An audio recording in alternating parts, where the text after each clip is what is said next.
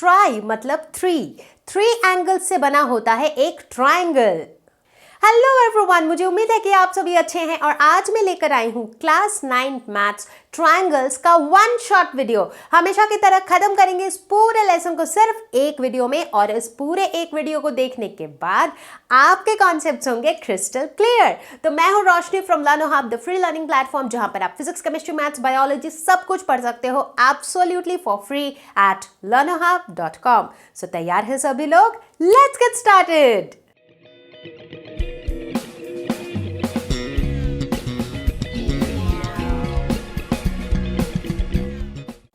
Triangle नाम पर focus करेंगे। ट्राई मतलब थ्री, कोई भी एक ऐसा क्लोज्ड फिगर जो बना होता है तीन इंटरसेक्टिंग लाइन से।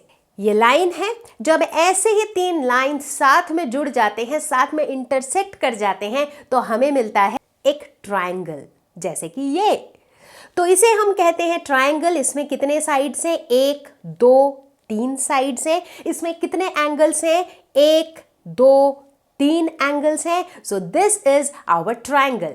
मैथमेटिकली हम ट्राइंगल को डिनोट करते हैं एक छोटे से ट्राइंगल के सिंबल से। फॉर एग्जाम्पल, यहां पर स्क्रीन पे जो ट्राइंगल आपको दिख रहा है दैट इज ट्राइंगल ABC। यहां पर AB, BC और CA ये इस ट्राइंगल के साइड्स हैं। ठीक उसी तरीके से एंगल A, एंगल B और एंगल C इस ट्राइंगल के एंगल्स हैं और पॉइंट्स A, B और C इस ट्राइंगल के वर्टिसेस हैं, जो कि वर्टेक्स का फुल फॉर्म है।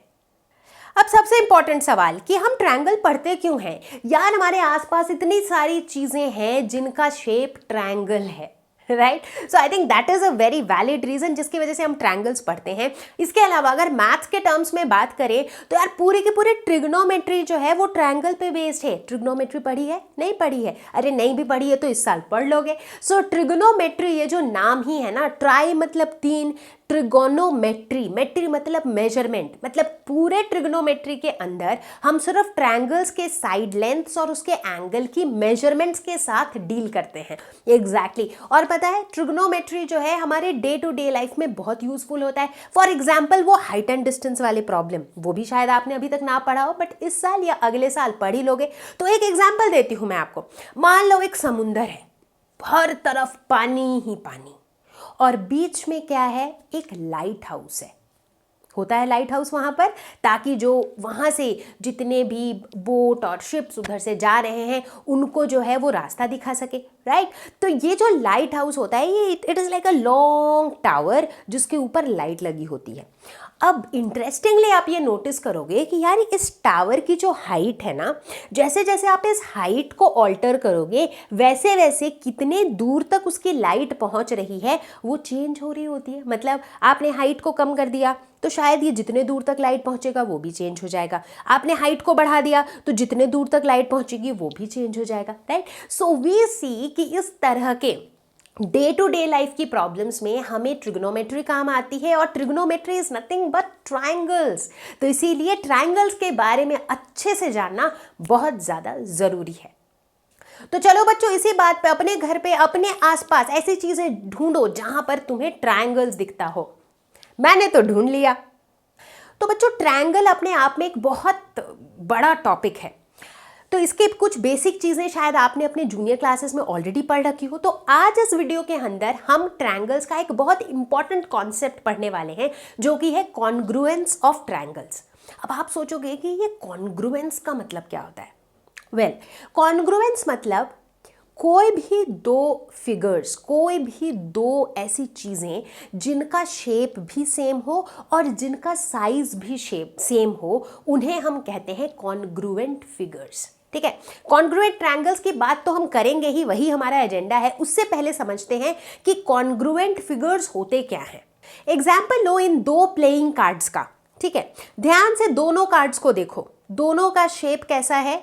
दोनों रेक्टेंगल है बिल्कुल। लेकिन दोनों का साइज भी एग्जैक्टली सेम है। देखो कैसे पता दोनों का साइज सेम है, अगर मैं एक को दूसरे के ऊपर ओवरलैप करूं तो वो एक दूसरे को पूरी तरह से ढक देता है। अगर मैं आपको ऐसे दिखाऊं आपको पता भी नहीं चलेगा कि इसमें दो कार्ड्स है, it is looking like one card. क्यों? क्योंकि एक ने दूसरे को बिल्कुल एग्जैक्टली ओवरलैप कर लिया है। और एग्जैक्टली ओवरलैप क्यों किया है? क्योंकि इनकी लेंथ सेम है, इनकी विड्थ सेम है, इनका एरिया सेम है, इनका शेप सेम है, इनका साइज सेम है। सो दे आर एग्जैक्टली आइडेंटिकल। तो इसीलिए इस तरह के फिगर्स को हम क्या कहेंगे? Congruent figures. एग्जाम्पल लो इन दो बैंगल्स का, दो चूड़ी का। सो जो दो चूड़ी जो पेयर में मिलते हैं हमें, ये हमेशा सेम शेप के होते हैं और सेम साइज के भी होते हैं, राइट? क्योंकि ये दोनों चूड़ी एक ही इंसान पहनने वाला है और उसके दोनों हाथों का साइज सेम ही होगा। सो देखो इसको भी एक के ऊपर एक अगर हम यूं बैठा दें तो क्या ये एक दूसरे को एग्जैक्टली ओवरलैप कर रहे हैं? बिल्कुल कर रहे हैं। So this is also an example of congruent figure. अगर बात करें इन दो नोटबुक्स की, क्या ये दोनों कॉन्ग्रुएंट हैं कि नहीं है? बिल्कुल है, क्योंकि इन्हें भी अगर हम एक दूसरे के ऊपर ओवरलैप कर दें तो ये एग्जैक्टली एक दूसरे को कवर करते हैं। द रीजन बीइंग इनका साइज सेम है, इनका शेप भी सेम है। अब मेरे हाथ में ये दो डायरीज हैं, आप मुझे बताओ कि क्या ये कॉन्ग्रुएंट हैं? सोचो। शेप वाइज दोनों ही रेक्टेंगल हैं, ठीक है, लगभग साइज भी सेम लग रहा है, बट लगभग से काम नहीं चलेगा, एग्जैक्टली सेम होना चाहिए। तो देखो जैसे ही मैं इन दोनों को एक दूसरे पे ओवरलैप करती हूँ, ये एग्जैक्टली ओवरलैप नहीं कर रहे हैं। देखो इधर से जो है अगर मैं देखूँ तो ये थोड़ा सा ज़्यादा है, ये ब्लू वाला, और इधर से अगर मैं देखूं तो ये रेड वाला थोड़ा सा ज़्यादा है, यानी कि ये एग्जैक्टली ओवरलैप नहीं कर रहे हैं। तो यानी कि ये दोनों जो हैं दे आर नॉट कॉन्ग्रुएंट। तो इसका मतलब हमने कंक्लूड ये किया कि शेप चाहे कोई सा भी हो, दो सर्कल्स कॉन्ग्रुएंट हो सकते हैं, दो ट्रायंगल्स कॉन्ग्रुएंट हो सकते हैं, दो स्क्वायर्स कॉन्ग्रुएंट हो सकते हैं, कोई भी दो शेप्स कॉन्ग्रुएंट हो सकते हैं एज लॉन्ग एज वो दोनों एक दूसरे के आइडेंटिकल हो, उनका शेप सेम हो, उनका साइज भी सेम हो। जब कभी भी हम कॉन्ग्रुएंस के इस कॉन्सेप्ट को डिस्कस करते हैं तो एक कंफ्यूजन अधिकतर बच्चों के दिमाग में रहता है कि क्या कॉन्ग्रुएंट फिगर्स सिमिलर होते हैं, क्या सिमिलर फिगर्स कॉन्ग्रुएंट होते हैं? Well let me tell you बच्चों, कॉन्ग्रुएंस और सिमिलैरिटी ये दोनों अलग अलग दो कॉन्सेप्ट हैं। जब हम कॉन्ग्रुएंट फिगर्स की बात करते हैं तो वहां पर उन फिगर्स का साइज भी सेम होता है और शेप भी सेम होता है। जब हम सिमिलर फिगर्स की बात करते हैं तो वो सिमिलर है, ध्यान रहे similar, they are not exactly equal. तो सिमिलर फिगर्स का मतलब होता है कि उनका शेप तो सेम होता है बट उनका साइज सेम हो ऐसा जरूरी नहीं होता, ठीक है? तो एग्जाम्पल लेते हैं इन दोनों अंडों का। हमेशा की तरह मेरे सारे प्रॉप्स कहाँ से आते हैं? मेरी बेटी के खिलौने से, exactly. So toys are a great source of props for me. So anyways, तो अगर इन दोनों अंडों को ध्यान से देखो तो इनका शेप तो बिल्कुल सेम है, राइट? बिल्कुल सेम शेप है दोनों के, लेकिन फर्क क्या है? फॉरगेट अबाउट द कलर, क्योंकि अभी मैथ्स में हम कलर को लेके बॉदर्ड नहीं है। लेकिन अगर हम इन दोनों को अच्छे से कंपेयर करें तो क्या इनका साइज सेम है? नहीं, साइज तो सेम नहीं है, क्योंकि ब्लू वाला थोड़ा छोटा है और रेड वाला थोड़ा ज़्यादा बड़ा है। तो यानी कि they have same shape but not same size. तो ये दो फिगर्स जो हैं they are similar but they are not congruent. तो यानी कि ये कहानी कुछ कुछ इस मामा पांडा और बेबी पांडा की तरह है, जहाँ पर ये दोनों सिमिलर तो हैं। क्यों? क्योंकि shape wise you see they look exactly the same, लेकिन size wise they are not the same. तो यानी कि ये दोनों भी सिमिलर हैं but they are not congruent. अब आप मुझे बताओ, क्या ये दोनों पेन्स सिमिलर हैं? क्या ये दोनों कॉन्ग्रुएंट हैं? Well if we really have to compare them, इनका शेप सेम है वो हमें दिख रहा है। देखो बिल्कुल डिजाइन, शेप सब कुछ सेम है। किस चीज का फर्क है? Colour we are ignoring for now. इनका साइज भी सेम है। तो यानी कि ये जो दोनों पेन्स हैं, इनको अगर मैं एक के पीछे एक रख दूं so they will be able to overlap each other completely. देखो मान लो अगर ऐसे रख दिया तो एक के पीछे एक ये लोग बिल्कुल फिट हो जाएंगे, एग्जैक्टली कवर कर देंगे एक दूसरे को, राइट? तो यानी कि दे आर कॉन्ग्रुएंट, राइट? क्योंकि इनका शेप भी सेम है और इनका साइज भी सेम है। अब सवाल ये उठता है कि ट्रायंगल्स के कॉन्ग्रुएंस के बारे में पढ़ना जरूरी क्यों है? ट्रायंगल्स के बारे में पढ़ना जरूरी है, समझ आता है, बट कॉन्ग्रुएंस के बारे में पढ़ना जरूरी है, क्यों? अगर आपको ऐसा लगता है कि हमें लाइफ में आइडेंटिकल ऑब्जेक्ट्स चाहिए होते हैं, एक जैसे ऑब्जेक्ट्स अगर हमें ज़रूरत पड़ती है हमारे डे टू डे लाइफ में, तो उन ऑब्जेक्ट्स को बनाने के लिए हमें उनकी कास्ट भी बनानी पड़ती है। राइट, समझ रहे हो बात को? फॉर एग्जाम्पल हम बर्फ जमाते हैं, तो बर्फ जमाने वाली जो ट्रे होती है उसमें जो हर एक जो खोपचा होता है, हर एक जो होल होता है, they are exactly of the same shape and of the same size. तभी तो जितने भी आइस क्यूब्स निकलते हैं वो सेम शेप के होते हैं और सेम साइज के होते हैं। राइट, तो उस कास्ट को बनाने के लिए we need to have the knowledge of congruence, क्योंकि हमें एग्जैक्टली सेम साइज और एग्जैक्टली सेम शेप के कास्ट बनाने हैं। आई एम प्रीटी श्योर आपके घर में भी इस तरह की कटोरियां तो होंगी जो बिल्कुल आइडेंटिकल होती हैं। ऐसे कटोरियों की सेट होती है, स्पून्स की सेट होती है, ग्लास की सेट्स होती हैं। So what are they are all identical objects. तो ऐसे आइडेंटिकल ऑब्जेक्ट्स बनाने के लिए हमें इनका एक ढांचा भी बनाना पड़ेगा। राइट, एक कास्ट बनाना पड़ेगा जहां से इनका ये साइज एग्जैक्ट सेम साइज बन के आ रहा है। तो वहां पर भी हमें किसके नॉलेज की जरूरत है? कॉन्ग्रुएंस। फॉर दैट मैटर चूड़ी की बात कर लो। क्या हम एक चूड़ी पहनते हैं? वैसे तो पहनते हैं फैशन में कई बार, बट जब हमें 1 दर्जन चूड़ी चाहिए होती है, 2 दर्जन चूड़ी चाहिए होती है, तो क्या आप अलग अलग साइज की चूड़ियां खरीदते हो? बिल्कुल नहीं, सेम साइज की लेते हो। तो यानी कि हमें आइडेंटिकल चूड़ियां बनानी पड़ती हैं। तो देखो कितने ऐसे सिचुएशन है, when you start thinking you will realise कि आपके आसपास ऐसी कितनी चीजें हैं जो आपको identical same shape same size की बहुत सारे बनाने पड़ते हैं, और ऐसे सब जगहों पे आपको कॉन्ग्रुएंस का कॉन्सेप्ट काम आता है। तो बच्चों कॉन्ग्रुएंस का कॉन्सेप्ट तो सबको समझ में आ गया है, आई एम प्रीटी श्योर। ठीक है, अब हम बात करेंगे कॉन्ग्रुएंस ऑफ ट्रायंगल्स की। ठीक है, अगर 2 ट्रायंगल्स को कॉन्ग्रुएंट होना है तो ऑब्वियसली दोनों ट्रायंगल है तो उनका बेसिक शेप तो सेम है, लेकिन दोनों को अगर एग्जैक्टली आइडेंटिकल होना है तो क्या होना पड़ेगा? मान लो कि मेरे पास एक ट्रायंगल है कुछ ऐसे। ठीक है, अब अगर मुझे एग्जैक्टली इसी के आइडेंटिकल एक और ट्रायंगल चाहिए तो कौन सी चीजें बराबर होनी पड़ेंगी? तीनों साइड्स बराबर होना पड़ेगा, तीनों एंगल्स बराबर होना पड़ेगा। Correct? Logically that should be right. तो मान लो मैं एक दूसरा ट्रायंगल ले आती हूँ कुछ इस तरीके से और इसके ऊपर ओवरलैप कराती हूँ और मैं देखती हूँ कि दोनों बिल्कुल बराबर हैं। ऐसा क्यों हुआ? क्योंकि दोनों के कॉरेस्पॉन्डिंग साइड्स इक्वल हैं, दोनों के कॉरेस्पॉन्डिंग एंगल्स इक्वल हैं। अगर मान लो मैं एक ऐसा ट्रायंगल लेके आती जो देखो है तो दोनों ही ट्रायंगल्स, लेकिन अगर मैं इनके साइड्स कंपेयर करूं तो इस वाले ट्रायंगल के जो साइड के लेंथ्स हैं वो इस बड़े वाले ट्रायंगल से छोटे हैं, so their side lengths are not equal and that is why they are not congruent. कई बार सिचुएशन ऐसे हो सकती है कि आपको इस तरह से 2 ट्रायंगल्स दे दिए गए और पूछा गया कि बताओ क्या ये दोनों कॉन्ग्रुएंट है। अचानक से देख के लगेगा कि यार ये दोनों का तो अलग ही लग रहा है, बिल्कुल सेम तो बिल्कुल भी नहीं है, क्योंकि अगर मैं ऐसे ओवरलैप करूं ओवरलैप हो ही नहीं रहे हैं। राइट, ऐसे तो ओवरलैप नहीं हो रहे, but you are allowed to rotate it and then overlap, ये भी आपको अलाउड है। समझ रहे हो बात को?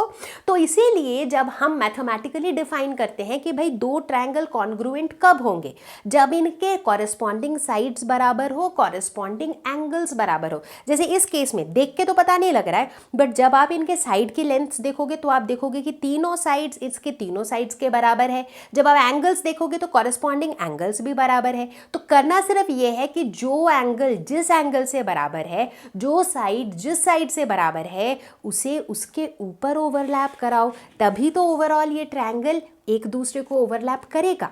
राइट, तो ये एक बहुत इंपॉर्टेंट कॉन्सेप्ट है when we talk about congruence of triangles. तो मतलब आप किस चीज पे फोकस करोगे?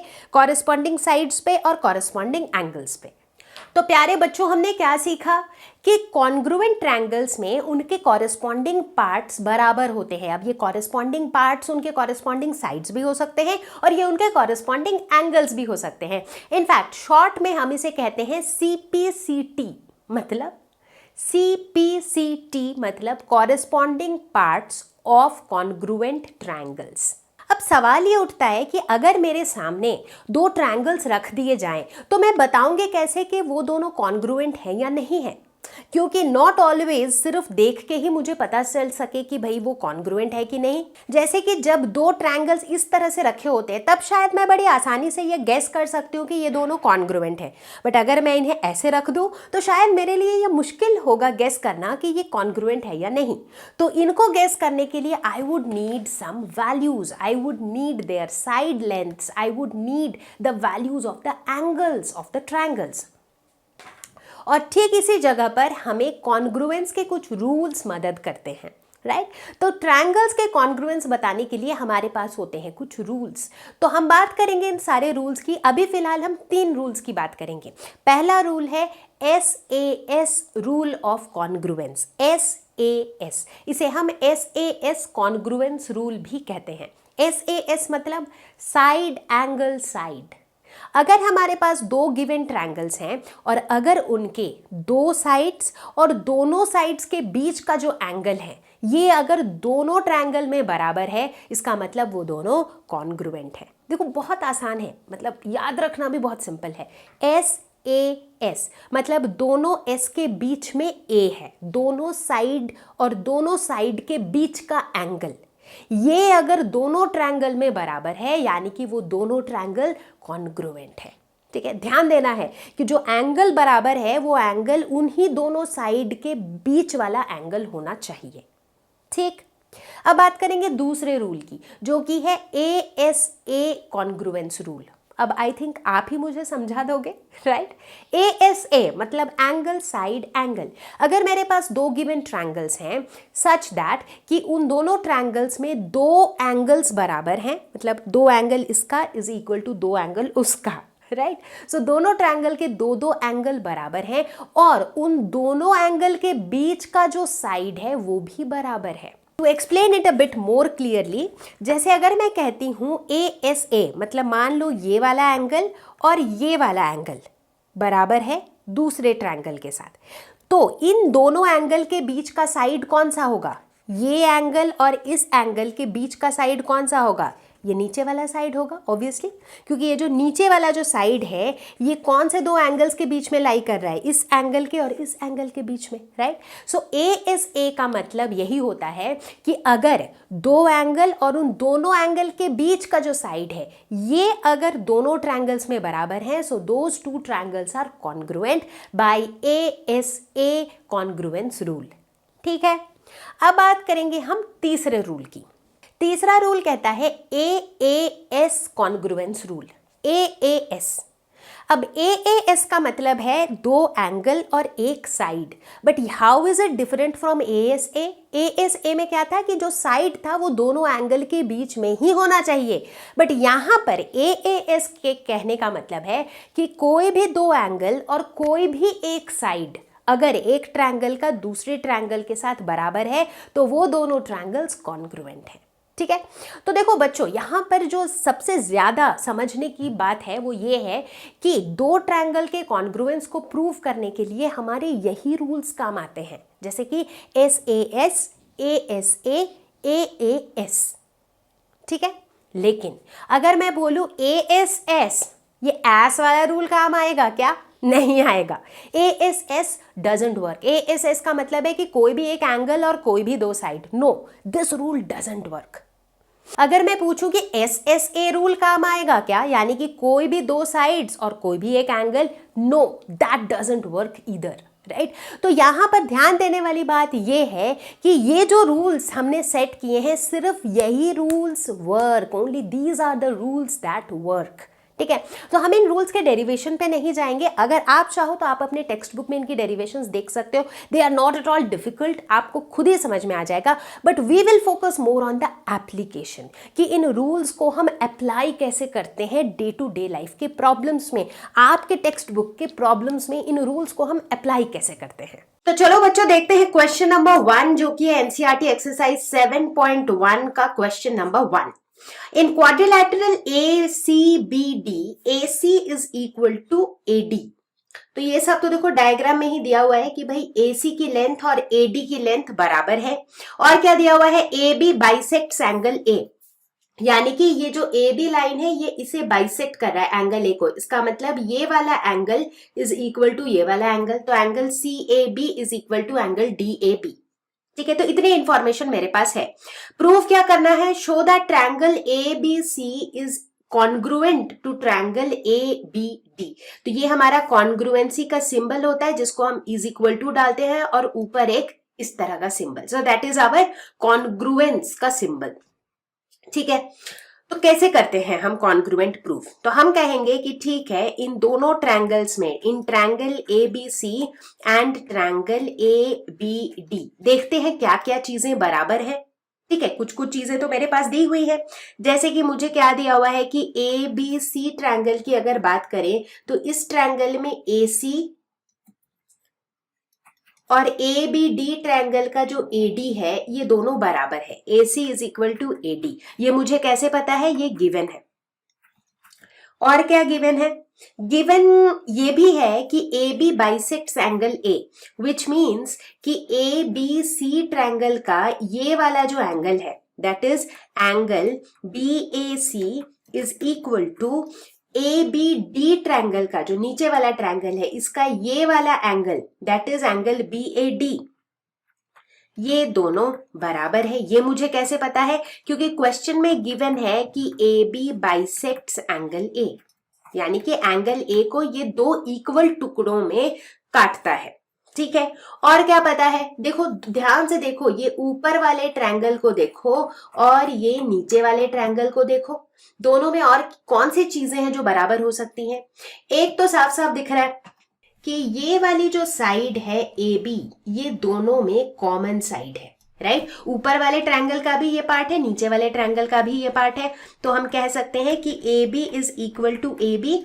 और ऐसा क्यों, क्योंकि ये कॉमन है, ये दोनों ही ट्रायंगल का एक साइड है।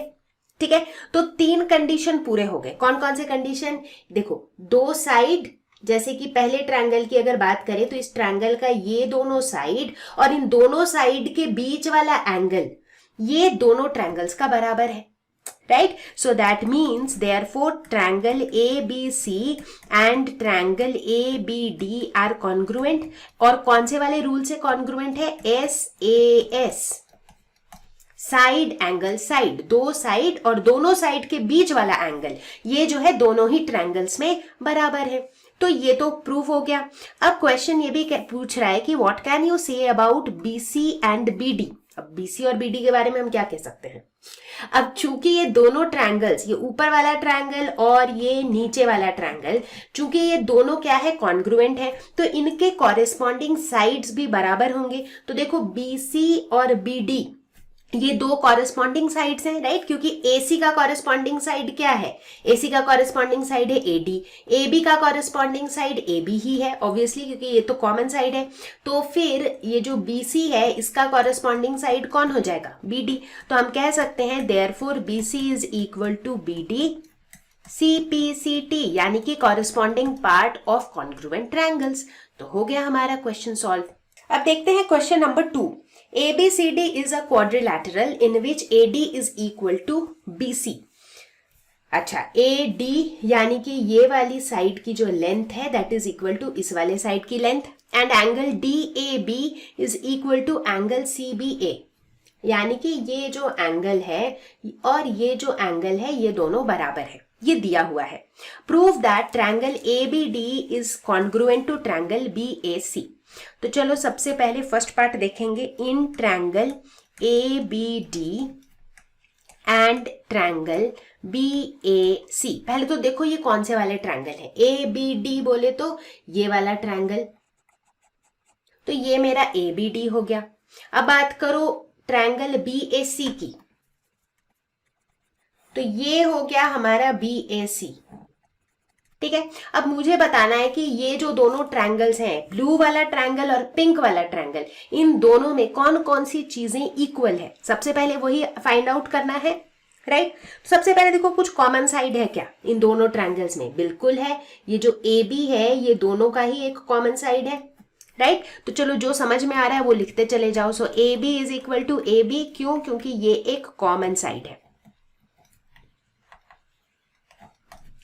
और कुछ गिवन है क्या इन दोनों ट्रायंगल्स में? AD is equal to BC ये दिया हुआ है, करेक्ट। तो अगर मैं ट्रायंगल ABD की बात करूं, ब्लू वाले ट्रायंगल की बात करूं, तो इसमें AD आता है, बिल्कुल आता है, ये रहा AD। अब अगर मैं ABC की बात करूं या BAC की बात करूं तो इसमें BC आता है। तो हम कह सकते हैं कि AD is equal to BC, ये एक दूसरी चीज है जो गिवन है। उसके बाद देखो कुछ एंगल भी दिया हुआ है। तो ट्रायंगल ABD में, मतलब ब्लू वाले ट्रायंगल के अंदर एंगल DAB आता है। ये वाला एंगल जो है ये ब्लू वाले ट्रायंगल के अंदर ही फॉल करता है, और ये जो एंगल है ये पिंक वाले ट्रायंगल के अंदर फॉल करता है, और ये दोनों बराबर दिए हुए हैं। So that means angle DAB is equal to angle CBA, ये भी दिया हुआ है। तो 3 क्राइटेरिया तो मुझे मिल गया है। अब देखना ये है कि ये तीनों मिल करके कौन सा वाला कंडीशन सेटिस्फाई करते हैं। अब किसी एक ट्रायंगल को पकड़ लो, लेट्स से ब्लू वाली ट्रायंगल की बात करते हैं। तो हमने क्या कहा कि इस ट्रायंगल में ये वाला एंगल, ये वाला साइड और ये वाला साइड जो है ये कॉरेस्पॉन्डिंग यानी कि दूसरे वाले ट्रायंगल से बराबर है। तो यानी कि हमने क्या कहा, 2 साइड और दोनों साइड के बीच वाला एंगल, करेक्ट। तो इसका मतलब हम क्या कह सकते हैं, देयरफॉर ट्रायंगल ABD और ट्रायंगल BAC जो है दे आर कॉन्ग्रुएंट। कौन से रूल से? SAS, side angle side congruence rule से, ठीक है। अब देखो क्वेश्चन पार्ट 2 में क्या पूछा जा रहा है, प्रूव करना है कि BD is equal to AC। अब BD बोले तो ये और AC बोले तो ये, राइट। अब यही दोनों जो ट्रायंगल को अभी अभी हमने कॉन्ग्रुएंट प्रूफ किया, दैट मीन्स इन दोनों ट्रायंगल के तीनों साइड्स जो है अपने कॉरेस्पॉन्डिंग तीनों साइड्स के बराबर होंगे। अब दोनों साइड्स बराबर है वो तो हमने देख ही लिया था। तो जो तीसरा साइड बचा वही तीसरा साइड क्या है, BD और AC। तो हम कह सकते हैं कि BD will be equal to AC। क्यों? Because they are corresponding parts of congruent triangles, ठीक है। अब देखो तीसरा part, angle ABD is equal to angle BAC, ठीक है। अब देखो कौन से एंगल्स हैं ये, तो ABD यानी कि ये वाला एंगल हमें प्रूव करना है किसके बराबर है, BAC यानी कि इस एंगल के बराबर है, ठीक है। ध्यान से देखो हमारे कौन कौन से 2 ट्रायंगल थे। एक तो हमारा ये वाला ट्रायंगल था, राइट, ये। तो इस ट्रायंगल का ये एक एंगल है, ठीक है। और हमारा दूसरा ट्रायंगल कौन सा था, ये वाला, जिसको हमने स्टार्टिंग में पिंक से बनाया था और अब हम येलो से बना रहे हैं, ठीक है। तो देखो ये ऑरेंज लाइन से जो बनाया उसका एंगल था ये वाला, येलो से जो बनाया उसका एक एंगल है ये वाला। अब चूंकि बच्चों ये दोनों ट्रायंगल कॉन्ग्रुएंट है, ये हमने प्रूव कर दिया है, तो इनके कॉरेस्पॉन्डिंग एंगल्स भी इक्वल होंगे, राइट।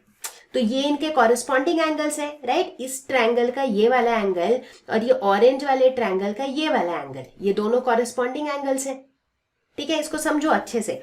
जैसे एक ट्रायंगल ऐसे है, मान लो मैं दोनों को सेपरेट करके बनाती हूं, दूसरा ट्रायंगल कैसे है, ऐसे है, ठीक है। अब क्वेश्चन में ऑलरेडी हमने क्या देखा था, जब इसको प्रूव कर रहे थे तभी हमने क्या देखा था कि ये वाला एंगल और ये वाला एंगल इनका बराबर था, ठीक है। ये हमने क्या किया था, ये हमने ऑलरेडी देख लिया था। अब हम कौन से वाले एंगल्स की बात कर रहे हैं, अब हम बात कर रहे हैं इस वाले एंगल की और इस वाले एंगल की। देखो इस एंगल की बात कर रहे हैं और इस एंगल की बात कर रहे हैं, तो ये भी क्या हो जाएंगे, ये कॉरेस्पॉन्डिंग एंगल्स है, राइट। घुमा के देखो ना इसको, इसी ट्रायंगल को अगर यूं घुमा दोगे इस साइड तो आपको कुछ ऐसा ही मिलेगा। तो उस केस में क्या होगा, ये जो दोनों एंगल्स हैं ये दोनों क्या हो जाएंगे, ये दोनों कॉरेस्पॉन्डिंग एंगल्स हो जाएंगे, करेक्ट। सो ये तो जैसा कि मैंने बताया था कि इसको आप सेट करोगे इसके हिसाब से, थोड़ी देर पहले मैं दिखा रही थी, राइट, कि जब ओरिएंटेशन चेंज कर देते हो तो आपको देख के लगता है कि ये दोनों सेम थोड़ी ना है ट्रायंगल्स, बट जब उनको हम घुमा देते हैं so you can actually make these 2 angles overlap, ठीक है। तो ये दोनों कॉरेस्पॉन्डिंग एंगल्स हैं, तो हम क्या कह सकते हैं कि एंगल ABD जो है that is also equal to angle BAC। Why? Because they are corresponding parts of congruent angles. तो देखो हमने कुछ सॉल्व नहीं किया, बट यहाँ पर समझने की जरूरत क्या है कि अगर 2 ट्रायंगल्स कॉन्ग्रुएंट होते हैं तो उनके जो कॉरेस्पॉन्डिंग एंगल्स हैं वो आपको आइडेंटिफाई करना होता है, क्योंकि उनके कॉरेस्पॉन्डिंग एंगल्स, उनके कॉरेस्पॉन्डिंग साइड्स बराबर हो जाते हैं। तो इसी के साथ अब हम देखेंगे क्वेश्चन नंबर 3 जो कि एक्सरसाइज 7.1 का क्वेश्चन नंबर 4 है। L and M are two parallel lines intersected by another pair of parallel lines P and Q. Show that triangle ABC is congruent to triangle CDA. तो यहाँ पर ये दो lines parallel हैं, इधर P और Q भी पैरेलल है। तो हमें दिखाना है कि ट्रायंगल ABC यानी कि ये वाला जो ट्रायंगल है वो इस वाले ट्रायंगल के साथ कॉन्ग्रुएंट है। ठीक है, तो चलो देखते हैं। In triangles ABC and triangle CDA, इन दोनों ट्रायंगल में कौन कौन सी चीजें बराबर हो सकती हैं, कौन सी साइड्स या कौन सी एंगल्स बराबर हो सकती हैं। एक तो देखो, एक चीज जो मुझे साफ साफ दिख रही है वो है इन दोनों ट्रायंगल्स के बीच में एक कॉमन साइड है विच इज AC। तो चलो लिख देते हैं कि AC is equal to AC। क्यों? क्योंकि ये एक कॉमन साइड है। अब चूंकि यहां पर हम पैरेलल लाइंस और ट्रांसवर्सल की बात कर रहे हैं, पैरेलल लाइंस है जिनको दूसरे पैरेलल लाइंस काट रहे हैं, तो यहां पर काफी चांस है कि ऑल्टरनेट एंगल्स, कॉरेस्पॉन्डिंग एंगल्स, इस तरह की चीजें हो, राइट, जो हमने पिछले लेसन में पढ़ा था। तो देखो, चूंकि यहां पर ये AB और CD पैरेलल है, इसको ये वाला जो डायगोनल है ये कट कर रहा है, तो इसका मतलब ये वाला angle should be equal to ये वाला एंगल्स, ऑल्टरनेट इंटीरियर एंगल्स, है ना। तो हम इसे क्या लिख सकते हैं, ये येलो वाले ट्रायंगल में angle BAC is equal to pink वाले ट्रायंगल का एंगल ACD। और ऐसा क्यों है? Since they are interior alternate angles. ठीक उसी तरीके से हम कह सकते हैं कि ये वाला जो एंगल है दिस इज इक्वल टू ये वाला एंगल। ऐसा क्यों? ऐसा इसलिए क्योंकि यहां पर देखो ना, L और M पैरेलल है, तो यहां पर AC ट्रांसवर्सल की तरह काम कर रहा है, और ये दोनों AC के हिसाब से they are alternate interior angles. तो हम लिख सकते हैं कि एंगल येलो वाले ट्रायंगल का angle BCA is equal to pink वाले ट्रायंगल का एंगल CAD, और ये भी ऑल्टरनेट इंटीरियर एंगल्स है। तो यानी कि दो एंगल और एक साइड यहां पर बराबर है। और अगर उसे भी ध्यान से देखें तो आप देखोगे कि ये एंगल, ये वाला एंगल और इन दोनों एंगल के बीच का साइड, ये दोनों ट्रायंगल्स में बराबर है। तो यानी कि हम क्या कह सकते हैं कि ये जो दोनों ट्रायंगल्स हैं they are definitely congruent to each other. कौन से वाले रूल से?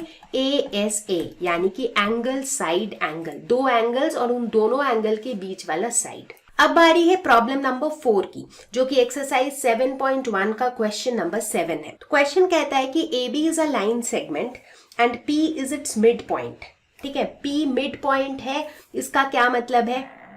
चीजों को तुरंत समझते जाते हैं। P इसका मिड पॉइंट है, इसका मतलब है कि AP की value will be equal to PB की वैल्यू।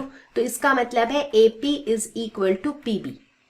ठीक है, और क्या दिया हुआ है? D and E are points on same side of AB such that angle BAD is equal to angle ABE। तो एंगल BAD यानी कि ये वाला एंगल इज इक्वल टू ये वाला एंगल, ये दिया हुआ है। और क्या दिया हुआ है? और दिया हुआ है angle EPA is equal to angle DPB। EPA यानी कि ये वाला एंगल इज इक्वल टू ये वाला एंगल। बहुत सारी चीजें हमारे पास दी हुई है। Show that triangle DAP is congruent to triangle EPB। तो चलो देखें, in triangle DAP and triangle EBP। तो DAP यानी कि ये वाला ट्रायंगल और EBP बोले तो ये वाला ट्रायंगल। ठीक है, तो एक ग्रीन और एक ऑरेंज ट्रायंगल है अब हमारे पास। ठीक है, तो चलो देखते हैं कि इनमें कौन कौन सी चीजें कॉमन है। तो अगर हम इन दो ट्रायंगल्स की बात करें, let's talk about triangle DAP। So DAP मेरा ग्रीन वाला ट्रायंगल है। तो ग्रीन ट्रायंगल का AP का जो लेंथ है, AP एक साइड है उसका, वो बराबर होगा किसके? पिंक ट्रायंगल के या ऑरेंज ट्रायंगल के PB के लेंथ से, राइट। तो हम कह सकते हैं कि AP is equal to PB, और ये एक तरीके से गिवन ही था, हम कह सकते हैं, क्योंकि ये गिवन था कि P जो है वो मिड पॉइंट है, तो वहीं से हमने ये पता कर लिया। तो चलो एक साइड तो दोनों ट्रायंगल का बराबर हो गया। इसके अलावा देखो, इस ग्रीन ट्रायंगल के अंदर और कौन सी चीजें हैं जो ऑरेंज ट्रायंगल के बराबर है? एक तो ये वाला एंगल है, ग्रीन ट्रायंगल का ये एंगल और ऑरेंज ट्रायंगल का ये एंगल, ये दोनों बराबर है। तो हम क्या कह सकते हैं कि angle BAD is equal to angle ABE, और ये भी जो है ये गिवन है। अब मुझे एक और तीसरा कंडीशन निकालना होगा जो इन दोनों ट्रायंगल्स में बराबर है। तो देखो, दोनों ट्रायंगल्स के बाकी साइड के लेंथ्स के बारे में हमें कुछ आइडिया नहीं है। हमारे पास एक ही इंफॉर्मेशन है कि ये वाला एंगल और ये वाला एंगल बराबर है, बट ये जो एंगल है ये ट्रायंगल, ग्रीन वाले ट्रायंगल का कोई एंगल नहीं है। मतलब ग्रीन वाले ट्रायंगल का एक एंगल ये है, एक एंगल ये है, और एक एंगल ये पूरा है, राइट। तो हम यहां से एक छोटी सी बात कह सकते हैं। हम कह सकते हैं कि गिवन क्या है कि एंगल APE जो है that is equal to angle BPD।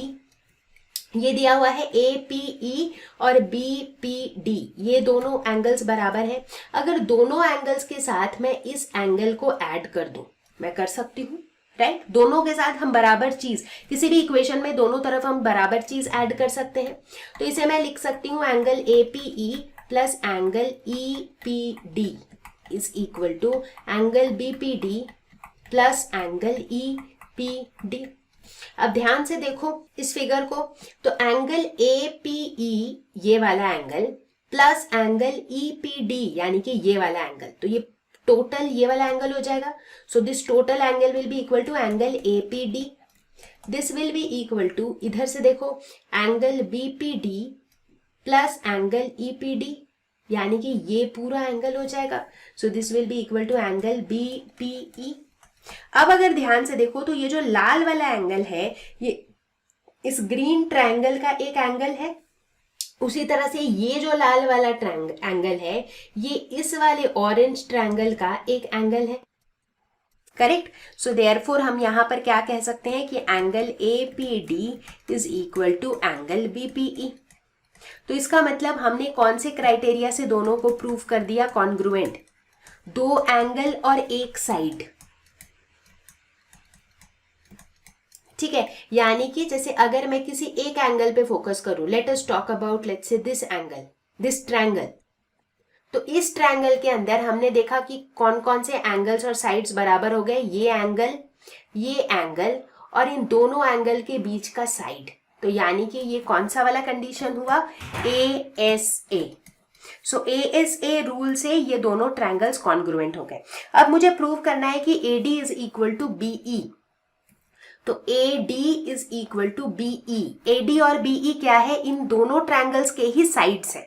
तो देयरफॉर इनके कॉरेस्पॉन्डिंग साइड्स क्या हो जाएंगे, बराबर हो जाएंगे। क्यों बराबर हो जाएंगे, because they are corresponding parts of congruent triangles.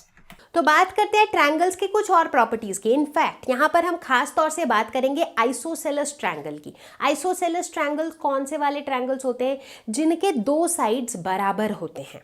मान लो कि ये एक आइसोसेलेस ट्रायंगल है, वैसे तो ये एक हैंगर है, बट लेट्स से ये जो ट्रायंगल आपको दिख रहा है इसमें मैंने मेजर किया है लेट्स से साइड लेंथ, और मैंने ये पाया है कि ये वाला साइड और ये वाला साइड का जो लेंथ है they are equal. So this is an isosceles triangle. तो ये प्रॉपर्टी ये कहता है कि किसी भी आइसोसेलेस ट्रायंगल में जो इक्वल साइड्स होते हैं उनके ऑपोजिट एंगल्स भी इक्वल होते हैं। अब इस वाले साइड का ऑपोजिट एंगल कौन सा होगा, ये वाला। इस वाले साइड का ऑपोजिट एंगल कौन सा होगा, ये वाला। तो मतलब अगर ये मेरा आइसोसेलेस ट्रायंगल है जिसका ये साइड और ये साइड बराबर है, तो इसका ये वाला एंगल और ये वाला एंगल भी बराबर होगा। And the vice versa is also true, कि अगर मेरे पास कोई भी एक ऐसा ट्रायंगल है जिसके दो एंगल्स बराबर हैं, इसका मतलब है कि उन एंगल्स के जो ऑपोजिट साइड्स हैं वो भी बराबर होंगे। तो चलो देखते हैं वापस से प्रॉब्लम नंबर 1, जो कि एक्सरसाइज 7.2 का है। Question number 1, in triangle ABC the bisector AD of angle A is perpendicular to side BC।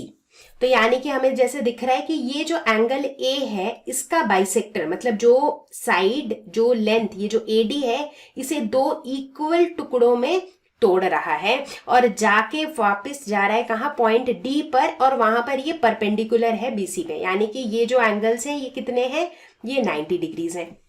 Show that AB is equal to AC and triangle ABC is isosceles. अब जाहिर सी बात है कि अगर AB और AC को मैंने बराबर प्रूव कर दिया, इसका मतलब यही हो जाएगा कि ABC इज आइसोसेलेस, क्योंकि आइसोसेलेस ट्रायंगल के दो साइड्स बराबर होते हैं।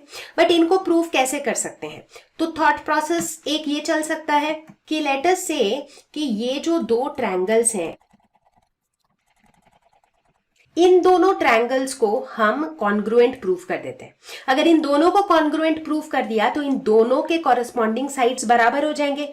तो देखो पिंक वाले ट्रायंगल का कॉरेस्पॉन्डिंग साइड है ए बी, ग्रीन वाले ट्रायंगल का साइड है ए सी। तो अगर वो दोनों ट्रायंगल कॉन्ग्रुएंट हो गए तो ये दोनों भी बराबर हो जाएंगे, राइट। तो चलो उसी को अपनी स्ट्रैटेजी रखते हैं। So in triangles A B D and triangle A C D देखते हैं कि कौन कौन सी चीजें बराबर हो सकती हैं। एक चीज तो साफ साफ दिख रही है कि इन दोनों ट्रायंगल में ये वाला जो साइड है this is common.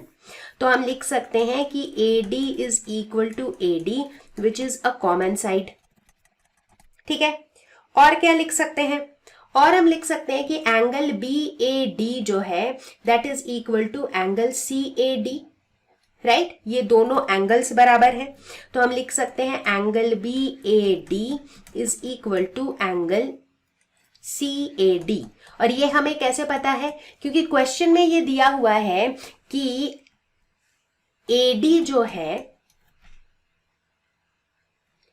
Is bisector of angle A, जिसका यही मतलब होता है कि वो एंगल ए को दो इक्वल टुकड़ों में तोड़ रहा है, ठीक है। और क्या पता है, और एक चीज साफ साफ हमें दिख रही है कि ये एक एंगल जो है 90 डिग्री है। दोनों ही ट्रायंगल में एक एक एंगल 90 डिग्री है। That means angle A D B is equal to angle A D C. Why? Because both are 90 degree. अब एक मिस्टेक बहुत से बच्चे करते हैं कि जैसे ही उन्होंने देखा कि अच्छा ये राइट एंगल ट्रायंगल की हम बात कर रहे थे, इसका तो यही मतलब हुआ कि जो दोनों ट्रायंगल कॉन्ग्रुएंट है ये कौन से वाले रूल से कॉन्ग्रुएंट है, ये जरूर आरएचएस रूल से कॉन्ग्रुएंट है। लेकिन ध्यान रखना है आरएचएस का मतलब क्या होता है, राइट एंगल हाइपोटेन्यूज साइड। तो जब राइट एंगल ट्रायंगल में हाइपोटेन्यूज और कोई एक और साइड बराबर होता है तब वो आरएचएस रूल से कॉन्ग्रुएंट होता है। बट यहां पर ऐसा कुछ नहीं था, यहां पर 90 डिग्री जरूर है बट 90 डिग्री के अलावा यहां पर एक साइड और एक एंगल है, राइट। तो यानी कि ये आरएचएस वाला क्राइटेरिया को सेटिस्फाई नहीं कर रहा है। यहाँ हाइपोटेन्यूज और एक साइड बराबर नहीं है। हाइपोटेन्यूज यहाँ पे क्या होगा, इस राइट एंगल ट्रायंगल की बात करें तो ए बी इसका हाइपोटेन्यूज है। इस वाले ग्रीन ट्रायंगल की बात करें तो ए सी इसका हाइपोटेन्यूज है। तो हाइपोटेन्यूज को तो बेसिकली मुझे प्रूव करना है। तो यानी कि ये कौन से वाले रूल से कॉन्ग्रुएंट है, सोचो। देखो ए डी एक कॉमन साइड था और AD के इस तरफ वाला एंगल 90 डिग्री था और इस तरफ वाला एंगल बराबर था। यानी कि एब्सोल्युटली ASA रूल से ये दोनों ट्रायंगल्स कॉन्ग्रुएंट है। अब चूंकि ये दोनों ट्रायंगल्स कॉन्ग्रुएंट हैं तो क्या हो जाएगा, इनके रेस्पेक्टिव साइड्स भी बराबर हो जाएंगे। देयरफॉर हम लिख सकते हैं कि AB जो है वो AC के बराबर हो जाएगा, corresponding part of congruent triangles. चूंकि AB और AC बराबर हो गए, दो साइड्स इक्वल हो गए एक ट्रायंगल के, सो देयरफॉर हम कह सकते हैं कि ट्रायंगल ABC जो है that is an isosceles triangle. तो बच्चों देखते हैं problem number 2। E and F are respectively midpoints of equal sides AB and AC of triangle ABC। तो ये जो ट्रायंगल ABC है, इस ट्रायंगल के अंदर मुझे क्या क्या बताया गया है कि E और F जो है ये मिड पॉइंट्स हैं। मतलब E और F ये दोनों अपने अपने साइड्स के मिड पॉइंट्स हैं। यानी कि AE की जितनी लेंथ है EB की उतनी ही लेंथ है, उसी तरह से AF की जितनी लेंथ है FC की भी उतनी ही लेंथ है, ठीक है।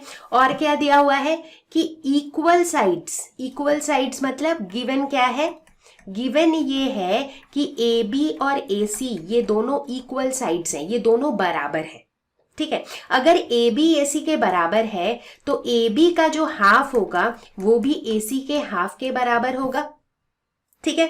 AB का हाफ क्या होगा, देखो AB का आधा क्या होगा, AE भी हो सकता है और BE भी हो सकता है, बट मैं BE में ज्यादा इंटरेस्टेड हूं। क्यों? क्योंकि मुझे प्रूफ करना क्या है, यहां पर इस क्वेश्चन में मुझे प्रूफ ये करना है कि BF is equal to CE। देखो BF यानी कि ये वाला जो लेंथ है वो CE लेंथ के बराबर है, मुझे ये प्रूफ करना है। तो ये प्रूफ करने के लिए मेरा स्ट्रेटेजी ये होगा कि ये वाला जो ट्रायंगल है, यानी कि ये वाला ट्रायंगल को मैं किसके साथ कॉन्ग्रुएंट प्रूफ कर दूंगी, मैं इसे इस वाले ट्रायंगल के साथ कॉन्ग्रुएंट प्रूफ कर दूंगी। यही मेरी स्ट्रेटेजी रहेगी। ठीक है। अब इन दोनों को कॉन्ग्रुएंट प्रूफ करने के लिए मैं ज्यादा इंटरेस्टेड किस में रहूंगी कि भैया इन दोनों ट्रायंगल के कुछ लेंथ्स बराबर हो जाए, तो इसीलिए मैं समहाउ ये प्रूफ करना चाह रही हूं कि ये वाली जो लेंथ है ना वो इस वाली लेंथ के बराबर हो जाए। ठीक है, तो इसीलिए मैंने बोला ए बी का हाफ मतलब मैं उसे बीई लिख सकती हूँ, ए सी का हाफ मतलब मैं उसे सी एफ लिख सकती हूँ। तो मैंने बोला ठीक है, बीई जो है वो सी एफ के बराबर है। ये एक इंफॉर्मेशन मेरे पास गिवन कंडीशन के हिसाब से मिल गई। और क्या दिया हुआ है, चूंकि मेरे पास दिया हुआ है कि ए बी और ए सी बराबर है, हमें क्या पता है, इसका मतलब ये आइसोसेलेस ट्रायंगल है। आइसोसेलेस ट्रायंगल में जो दो साइड्स इक्वल होते हैं उनके ऑपोजिट एंगल्स भी इक्वल होते हैं। अब देखो ए सी का ऑपोजिट एंगल हो जाएगा ये एंगल, ए बी का ऑपोजिट एंगल हो जाएगा ये वाला एंगल, तो यानी कि ये दोनों एंगल्स बराबर होंगे। तो हम कह सकते हैं कि angle A B C is equal to angle A C B. तो ये हमें दूसरी इंफॉर्मेशन मिली।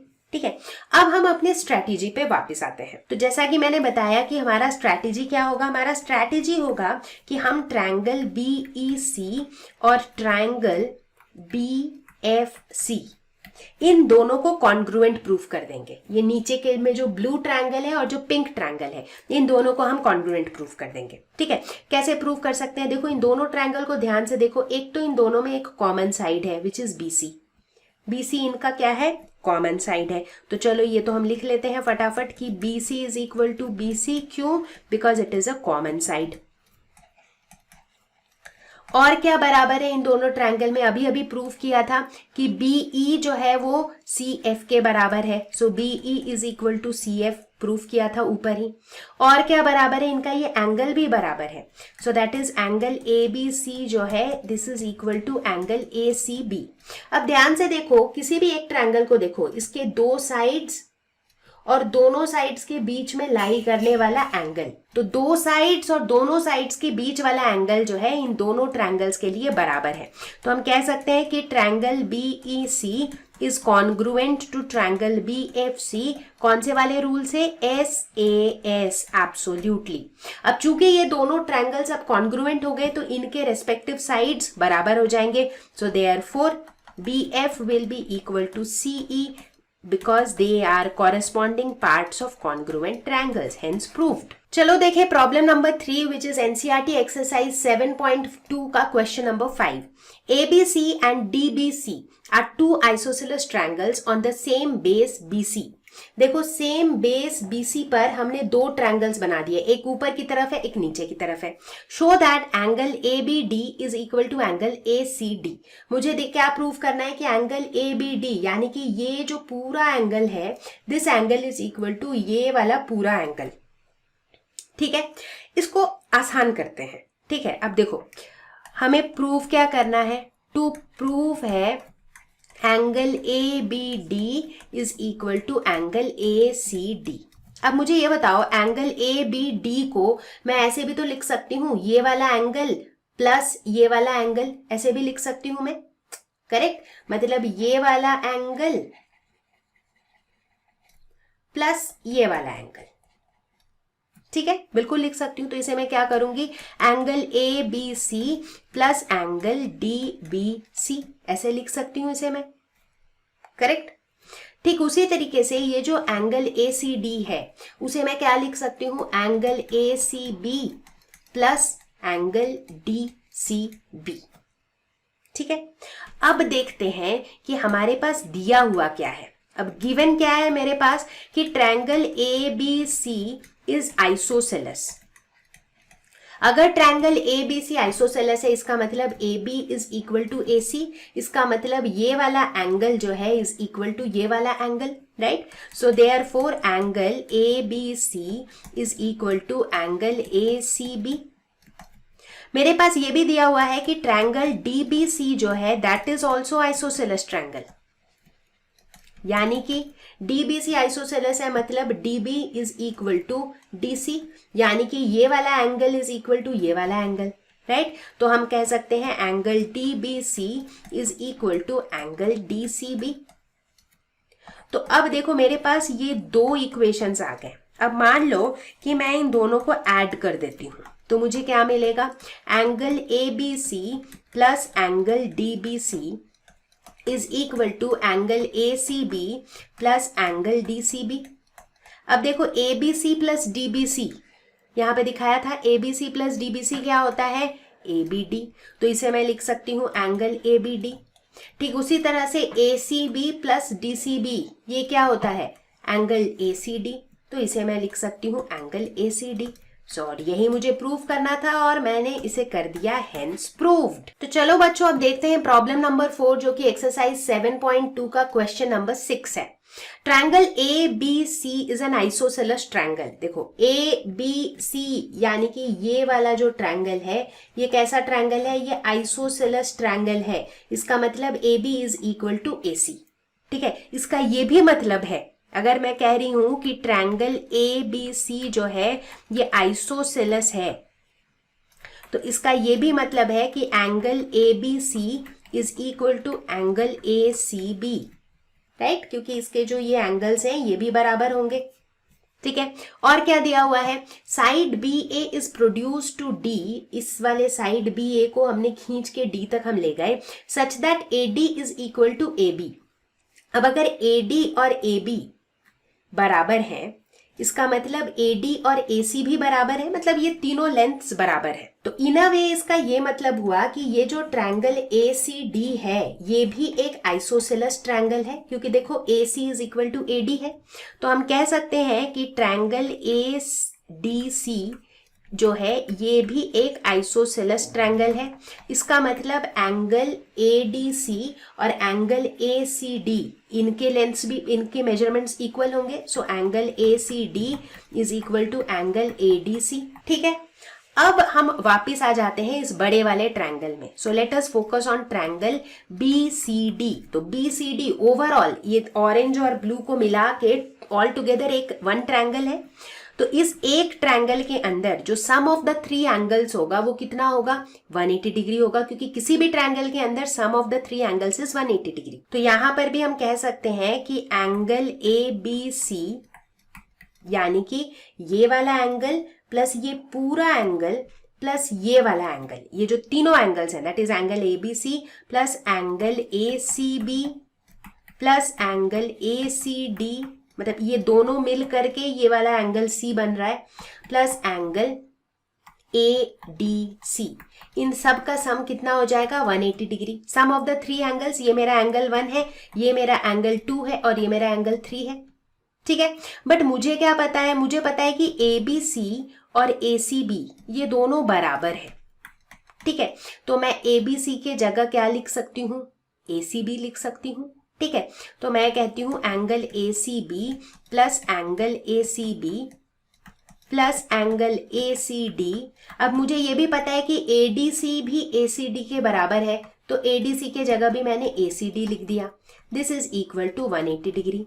तो यानी कि 2 times of angle ACB plus angle ACD is equal to 180 degree.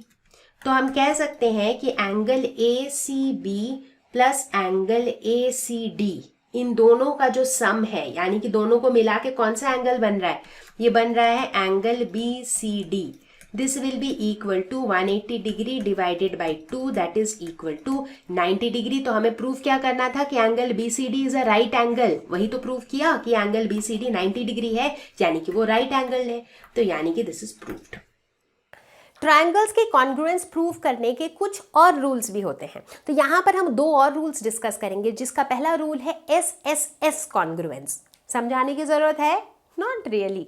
SSS मतलब साइड साइड साइड। अगर हमारे पास 2 ऐसे ट्रायंगल्स हो जिनके तीनों साइड्स दूसरे वाले ट्रायंगल के तीनों साइड्स के बराबर हैं, तो वो दोनों ट्रायंगल कॉन्ग्रुएंट है बाय SSS कॉन्ग्रुएंस रूल। दूसरा रूल यहां पर है RHS कॉन्ग्रुएंस। RHS, ये R कहां से आ गया, H कहां से आ गया, तो ये रूल स्पेसिफिकली है फॉर राइट एंगल ट्रायंगल। तो RHS का मतलब है राइट हाइपोटेन्यूज साइड। मतलब एक राइट एंगल ट्रायंगल में क्या होता है, एक तो राइट एंगल होता है 90 डिग्री होता है, एक हाइपोटेन्यूज होता है, मतलब 90 डिग्री के जस्ट ऑपोजिट वाला जो साइड होता है उसे हम हाइपोटेन्यूज कहते हैं। तो कहने का मतलब है कि अगर हमारे पास 2 राइट एंगल ट्रायंगल है तो इसका मतलब दोनों में एक तो 90 डिग्री है, एक एंगल तो दोनों में 90 डिग्री है।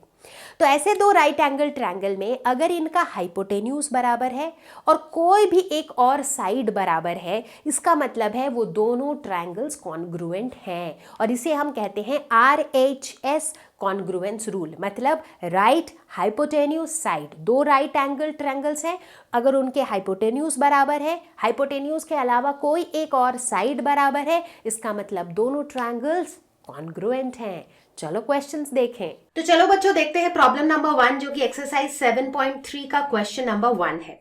Triangle ABC and triangle DBC are two isosceles triangles. ठीक है, एक एक करके देखते जाएंगे क्या क्या दिया हुआ है। ABC अगर आइसोसेलेस है, इसका मतलब AB is equal to AC।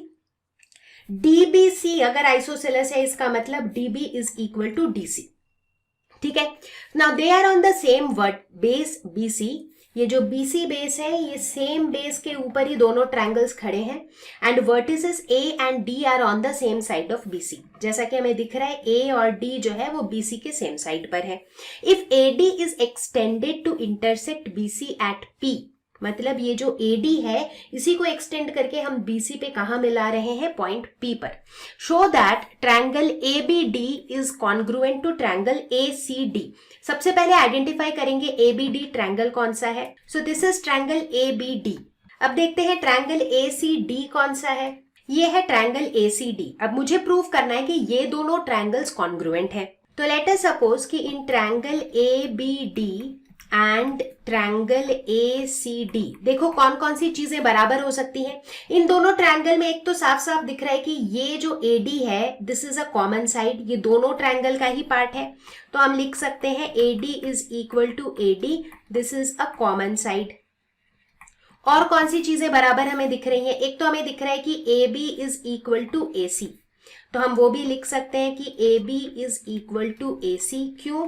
क्योंकि ट्रायंगल ABC जो है दैट इज आइसोसेलेस, और ऐसा मेरे क्वेश्चन में दिया हुआ है।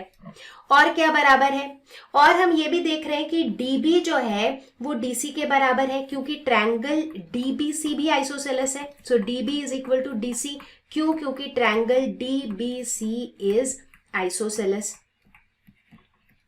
तो कुल मिला के हमें क्या पता चला कि ये दोनों ट्रायंगल्स के जो तीनों साइड्स हैं they are equal to each other. तो हम कह सकते हैं कि triangle ABD is congruent to triangle ACD।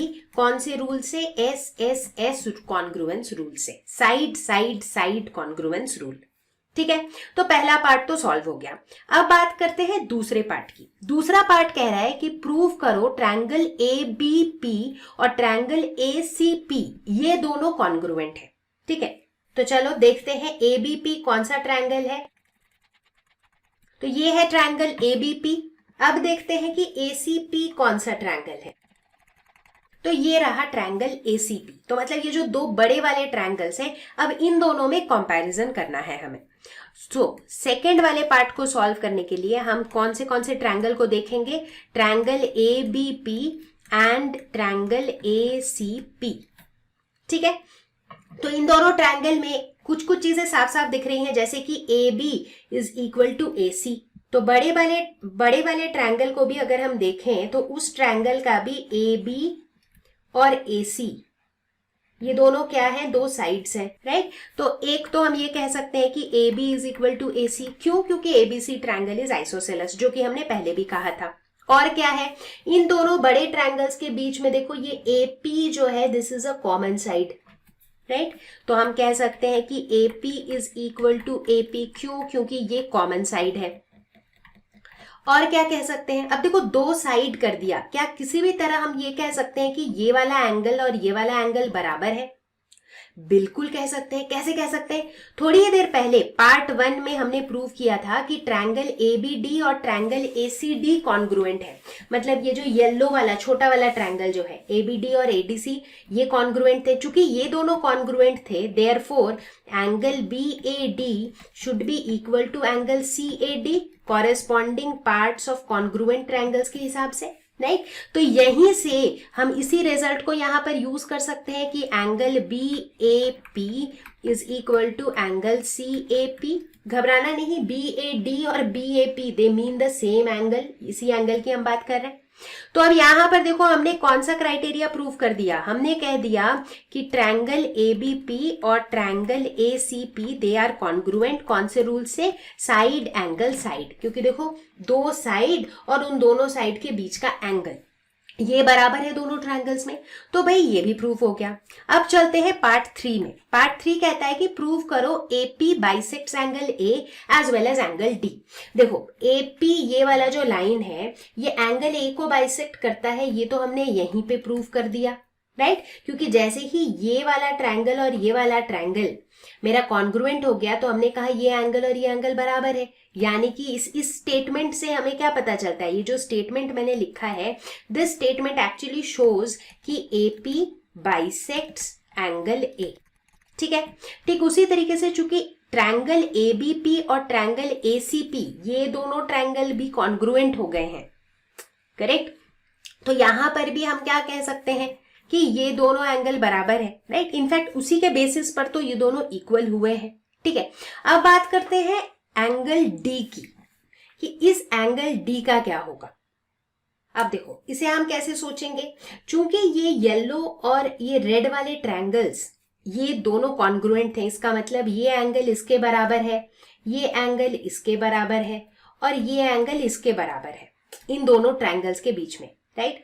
अब चूंकि ये वाला एंगल इस वाले एंगल के बराबर है, इसका क्या मतलब है? इसका मतलब है कि ये वाला एंगल जो होगा वो इस एंगल के बराबर होगा, राइट? देखो ये डायग्राम से ही समझ में आ रहा है, राइट? लेट अस सपोज कि अगर ये एंगल 1 है और अगर ये एंगल 2 है, ठीक है, तो ये जो कॉन्ग्रुएंसी हमने प्रूव किया, यहाँ के कॉन्ग्रुएंसी के हिसाब से हम कह सकते हैं कि angle 1 is equal to angle 2। चूंकि ये दोनों ट्रायंगल कॉन्ग्रुएंट है तो angle 1 will be angle 2 corresponding part of congruent triangles. तो हम लिख सकते हैं एंगल 1 के जगह हम लिख सकते हैं 180 डिग्री माइनस ये वाला angle, that is angle BDP। Angle 2 की जगह हम क्या लिख सकते हैं 180 डिग्री माइनस एंगल CDP। 180 क्यों? क्योंकि देखो ना ये एक स्ट्रेट लाइन है, ये तो स्ट्रेट लाइन है, तो यानी कि एंगल 1 प्लस एंगल BDP ये दोनों एंगल मिला के 180 बना रहा है, राइट? तो यानी कि यहां से हम क्या कह सकते हैं, दोनों तरफ 180 कैंसिल अगर कर दें तो हम कह सकते हैं कि angle BDP is equal to angle CDP। तो अगर एंगल BDP और एंगल CDP ये दोनों बराबर है, इसका मतलब क्या है? इसका तो एक ही मतलब है कि AP is bisecting angle D। ये एंगल D को भी दो इक्वल हिस्सों में बांट रहा है, राइट? तो ये भी प्रूफ हो गया हमारा। जो चौथा पॉइंट हमें प्रूव करना है वो ये है कि AP is the perpendicular bisector of BC। मतलब मुझे ये प्रूव करना है कि BP is equal to PC और ये भी प्रूव करना है कि ये एंगल 90 डिग्री है। अब बताओ इसे कैसे प्रूव कर सकते हैं? बहुत आसान है। ये वाले ट्रायंगल, ये जो ट्रायंगल है, this triangle and this triangle, इन दोनों ट्रायंगल को तुम कॉन्ग्रुएंट प्रूव कर दो। जैसे ही ये दोनों कॉन्ग्रुएंट प्रूव हो जाएगा तो ये सारी बातें प्रूव हो जाएंगी। So I leave this as a homework for all of you और मुझे उम्मीद है कि आप सभी इसको सॉल्व कर लोगे। इनफैक्ट इसका एक शॉर्टकट तरीका और है। चूंकि हमने ऑलरेडी प्रूव कर दिया है कि ट्रायंगल ABP और ट्रायंगल ACP, मतलब ये जो दो बड़े वाले ट्रायंगल्स हैं ये दोनों कॉन्ग्रुएंट हैं, तो यहां से ही हम कह सकते हैं कि एंगल APB और एंगल APC जो है they are equal corresponding parts of congruent triangles. But at the same time हम देख रहे हैं कि APB और APC ये दोनों मिलाकर के 180 डिग्री बना रहे हैं, तो यानी कि दिस प्लस दिस इज 180, दोनों बराबर है तो एक एक कितना हो जाएगा 90। तो आई थिंक अब तो होमवर्क मैंने और आसान कर दिया, but anyways you solve it yourself to gain confidence. तो चलो बच्चों देखते हैं प्रॉब्लम नंबर 2 जो कि एक्सरसाइज 7.3 का क्वेश्चन नंबर 4 है। BE and CF are two equal altitudes of a triangle ABC. Using RHS congruence rule, prove that triangle ABC is isosceles. ठीक है, तो यहां पर डायग्राम हम खुद बना लेंगे।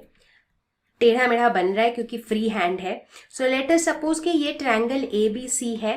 क्वेश्चन बात कर रहा है दो ऑल्टीट्यूड्स की, BE and CF। So let us suppose ये BE है, लेट अस सपोज ये CF है। सो this is F and this is E। ठीक है, ये दो ऑल्टीट्यूड्स हैं। अब मुझे RHS रूल का यूज करके ये प्रूव करना है कि ट्रायंगल ABC इज आइसोसेलेस। तो यानी कि मुझे यहाँ पे प्रूव एग्जैक्टली करना क्या है, मुझे प्रूव ये करना है, या तो ये प्रूव कर दो कि AB is equal to AC, या फिर ये प्रूव कर दो कि angle ABC is equal to angle ACB। दोनों में से कुछ भी, कोई भी एक प्रूव कर दो, so that will prove that this triangle is isosceles. ठीक है, अब इसे हम प्रूव कैसे कर सकते हैं? अब चूंकि ये ऑल्टीट्यूड्स है, that means they are at 90 degree, right? तो सब हम क्या करेंगे, हम ये जो ट्रायंगल्स है ना, जैसे एक ट्रायंगल ये वाला है, तो हमारी स्ट्रेटेजी क्या रहेगी यहां पर कि हम ये वाला ट्रायंगल और ये वाला ट्रायंगल, ठीक है, इन दोनों ट्रायंगल को हम कॉन्ग्रुएंट प्रूव कर देते हैं।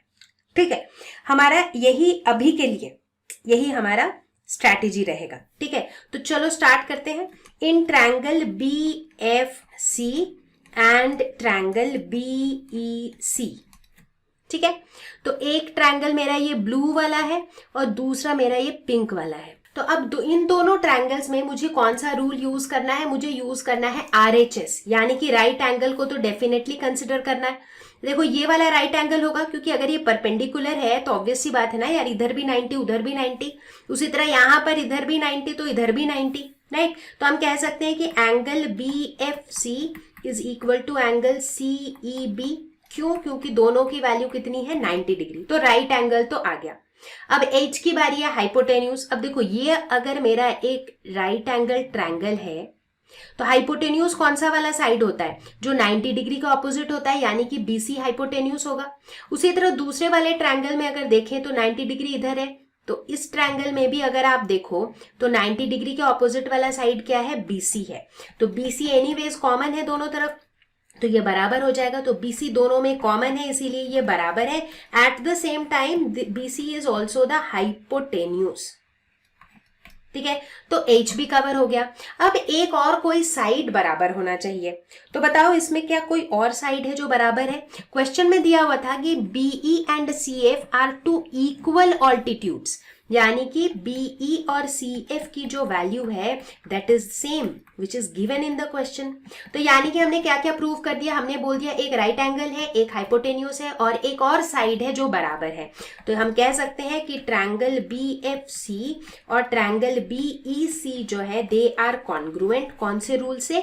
RHS कॉन्ग्रुएंस रूल से। ठीक है, अच्छा अगर ऐसा है तो हम क्या लिख सकते हैं? अगर ये ट्रू है कि ये दोनों ट्रायंगल्स कॉन्ग्रुएंट है, तो हम लिख सकते हैं कि ये वाला एंगल, राइट, ब्लू वाले ट्रायंगल का ये एंगल और पिंक वाले ट्रायंगल का ये वाला एंगल, ये दोनों बराबर होगा। बिल्कुल लिख सकते हैं। तो हम कह सकते हैं कि angle ABC will be equal to angle ACB। क्यों? Because they are corresponding parts of congruent triangles. तो देखो हमने ये वाले क्राइटेरिया को फुलफिल कर दिया। चूंकि ये बेस एंगल्स बराबर हैं, therefore triangle ABC is isosceles, so hence proved. तो बच्चों बराबरी की बातें तो बहुत हो गई, अब बात करेंगे हम इन इक्वालिटीज की, राइट? सो ट्रायंगल के अंदर कब साइड्स बराबर होते हैं, एंगल्स बराबर होते हैं, यही सारी बातें कर रहे थे अभी तक हम, जब तक हम कॉन्ग्रुएंस डिस्कस कर रहे थे। अब हम बात करेंगे कि व्हाट इफ हमारे पास एक ऐसा ट्रायंगल है जिनके दो साइड्स अनइक्वल हैं, इक्वल नहीं है। जैसे कि लेट्स से दिस ट्रायंगल, इस ट्रायंगल में हमें साफ साफ दिख रहा है कि ये वाला साइड और ये वाला साइड ये अनइक्वल है। तो ऐसे केस में भी हमारे पास कुछ रूल्स हैं, और वो रूल ये कहते हैं कि जो लॉन्गर साइड होगा उसका ऑपोजिट वाला एंगल भी लार्जर होगा। मतलब चूंकि ये साइड लॉन्गर है देन ये साइड, इसका मतलब इस लॉन्गर साइड का opposite angle that is this angle will be larger than this angle. ठीक उसी तरीके से वाइसा वर्सा, अगर ये एंगल बड़ा है इस एंगल से, तो इस एंगल का ऑपोजिट साइड यानी कि ये वाला साइड भी बड़ा होगा इस वाले साइड से। तो कुल मिला के टू कट इट शॉर्ट, बोलने का मतलब है कि अगर दो साइड्स इक्वल नहीं हैं तो जो साइड बड़ा है उसका ऑपोजिट एंगल बड़ा होगा, जो साइड छोटा है उसका ऑपोजिट एंगल छोटा होगा। उसी तरह से अगर दो एंगल्स बराबर नहीं है तो जो एंगल बड़ा है उसका ऑपोजिट साइड बड़ा होगा, जो एंगल छोटा है उसका ऑपोजिट साइड छोटा होगा। There is another interesting rule कि किसी भी ट्रायंगल में कोई सा भी ट्रायंगल बना लो, कोई सा भी, ठीक है, उस ट्रायंगल में sum of the two sides is always greater than the third side, like that is like an universal rule। जैसे इसी ट्रायंगल को ले लो, इस वाले साइड को और इस वाले साइड को अगर जोड़ दोगे so that sum will be always greater than the third side। इस वाले साइड को और इस वाले साइड को अगर जोड़ दोगे the sum will always be greater than the third side. और सिर्फ यही ट्रायंगल नहीं, आपके मन में जो ट्रायंगल आए, जैसा भी ट्रायंगल मन में आए बना के देखो, हर जगह दिस विल होल्ड ट्रू कि किसी भी दो साइड का जो सम है that is always greater than the third side. तो चलो देखते हैं कुछ प्रॉब्लम्स ऑन इनइक्वालिटीज। तो पहला प्रॉब्लम है एनसीईआरटी एक्सरसाइज 7.4 का question number 1।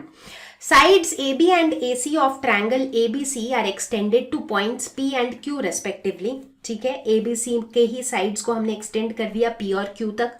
Also angle PBC यानी कि ये वाला एंगल जो है that is less than angle QCB यानी कि इस वाले एंगल से ये छोटा है। We have to show that AC is greater than AB। अब देखो ट्रायंगल के अंदर के जो साइड्स हैं वो एक दूसरे से बड़े हैं या छोटे हैं, ये हम किस बेसिस पे बता सकते हैं, उनके ऑपोजिट एंगल्स की क्या सिचुएशन है, राइट। तो देखो AC का जो ऑपोजिट एंगल है that is this angle, AB का जो ऑपोजिट है एंगल है दैट इज दिस एंगल। तो अगर इन दोनों एंगल्स के बीच का रिलेशन हम निकाल लेते हैं तो हम आसानी से प्रूव कर देंगे AC और AB के बीच का रिलेशन भी। तो सबसे पहले देखते हैं कि मेरे पास गिवन क्या है। गिवन है कि एंगल PBC जो है this is less than angle QCB। ठीक है, अब देखो अगर एंगल PBC QCB से छोटा है, ठीक है, अब मैं इसको थोड़ा अलग ढंग से लिखती हूँ। यार देखो PBC के बारे में मुझे पता है बट मैं इंटरेस्टेड किसके बारे में हूँ, ABC के बारे में। और ABC और PBC के बीच में देखो कुछ रिलेशन दिख रहा है, दोनों लीनियर पेयर एंगल्स हैं, मतलब ABC plus PBC is 180 degree. ठीक है, तो अगर यहाँ पर PBC ना होकर मैं 180 डिग्री माइनस एंगल PBC लिखूं तो शायद मुझे एंगल ABC मिल जाएगा। उसी तरह इधर भी एंगल QCB ना लिख के अगर मैं 180 डिग्री माइनस एंगल QCB लिखूं तो शायद मुझे क्या मिल जाएगा, इधर ACB का रिलेशन मिल जाएगा, है ना। बट सवाल ये उठता है कि पहले तो दोनों के बीच में लेस देन का साइन था, अब दोनों के बीच में क्या लेस देन का ही साइन रहेगा? नहीं, यहां पे एक थोड़ा सा कहानी में आएगा ट्विस्ट। तो इस कॉन्सेप्ट को बहुत अच्छे से समझो because this is a very very very important concept जहां पर अधिकतर बच्चे गलती करते हैं बट आप नहीं करोगे। मैंने बोला, जैसे मान लो अगर मैंने बोला कि 2 जो है वो 3 से छोटा है, सही बात है, 2 3 से छोटा है, ठीक है। अब मान लो मैंने कोई नंबर ले लिया 100, मैंने बोला 100 में से हम 2 सब्ट्रैक्ट करते हैं, दूसरी तरफ 100 में से 3 सब्ट्रैक्ट करते हैं। अब क्या होगा, क्या ये साइन अभी भी लेस देन इक्वल टू रहेगा? नहीं, क्योंकि 2 जो है वो छोटा है तो मतलब 100 से हम एक छोटे से नंबर को सब्ट्रैक्ट कर रहे हैं। दूसरी तरफ 3 जो है वो बड़ा है तो 100 से हम एक बड़े से नंबर को सब्ट्रैक्ट कर रहे हैं। तो जब 100 से बड़े से नंबर को सब्ट्रैक्ट करेंगे तो क्या होगा, मेरा आंसर ज्यादा घट जाएगा। यहां पर हम छोटे से नंबर को सब्ट्रैक्ट कर रहे हैं तो मेरा आंसर ज्यादा बड़ा रहेगा। तो इस केस में देखो मेरा इनइक्वालिटी साइन क्या हुआ, ये पलट गया। एग्जैक्टली वही कहानी यहां पर हो रही है। मैंने बोला एंगल PBC जो है वो QCB से छोटा है। अब मैंने एक वैल्यू ले ली 180 डिग्री। 180 डिग्री से अगर मैं PBC को माइनस करूं, यानी कि मैं एक छोटी सी वैल्यू माइनस कर रही हूं, तो यहां पर जो वैल्यू मिलेगा वो क्या होगा, वो वैल्यू होगी बहुत बड़ी वैल्यू। यहां पर जो 180 डिग्री से मैं जिस वैल्यू को सब्ट्रैक्ट कर रही हूं वो वैल्यू ही बहुत बड़ी है, यानी कि यहां जो मुझे रिजल्ट मिलेगा वो कैसा मिलेगा, एक छोटी सी वैल्यू। तो कौन सा बड़ा हुआ, ये बड़ा हुआ। कॉन्सेप्ट समझ में आया? Very good. अब 180 डिग्री माइनस एंगल PBC, 180 मतलब इस पूरे एंगल में से अगर मैं PBC को हटा दूं तो मेरे पास क्या बचेगा, angle ABC। Is greater than equal to 180 degree, मतलब इस पूरे एंगल में से मैं अगर QCB को हटा दूं तो मेरे पास क्या बचेगा, एंगल ACB।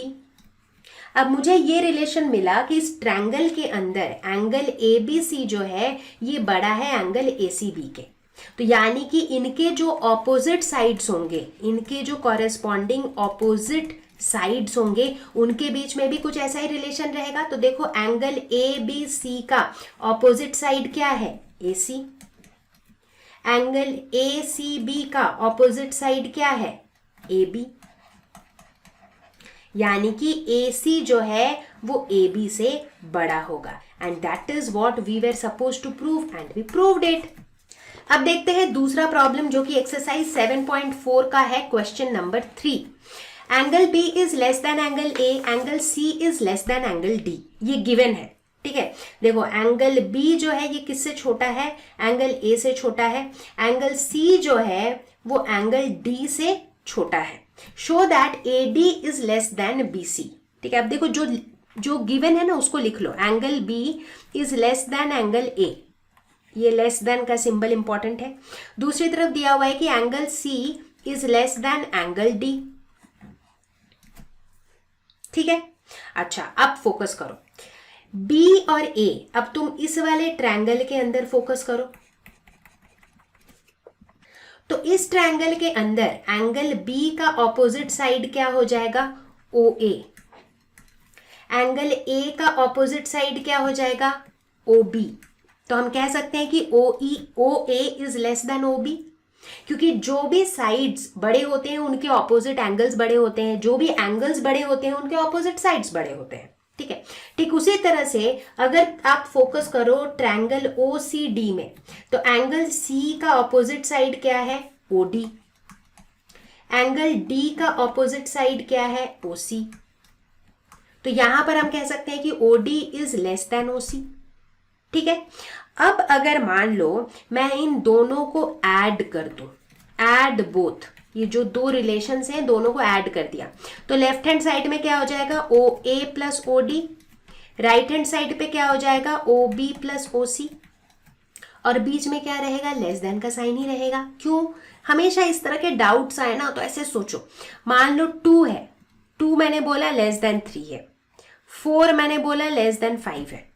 अब अगर दोनों को जोड़ दो तो लेफ्ट हैंड साइड में क्या हो जाएगा, 2 प्लस 4, राइट हैंड साइड पे क्या हो जाएगा, 3 प्लस 5। अब लॉजिकली सोचो ना भाई, लेफ्ट हैंड साइड में दोनों ही तरफ पल्ला हल्का है, दोनों ही तरफ छोटे नंबर्स हैं, तो उनको ऐड करोगे तो जो मिलेगा वो भी छोटा ही होगा, क्योंकि राइट साइड में दोनों तरफ बड़े नंबर्स हैं, तो इनको ऐड करोगे तो कुछ बड़ा ही मिलेगा, राइट।